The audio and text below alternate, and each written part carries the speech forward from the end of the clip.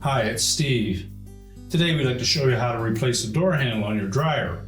It's a really easy repair. Let me show you how we do it. Now, to change the handle on this style of a dryer, we'll begin by opening the door completely.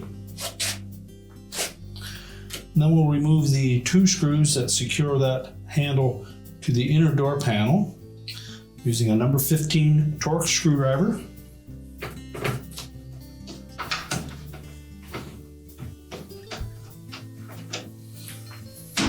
Lift the old handle away from the door and discard it.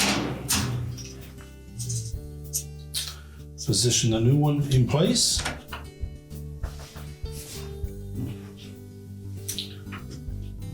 And then just reinstall the retaining screws.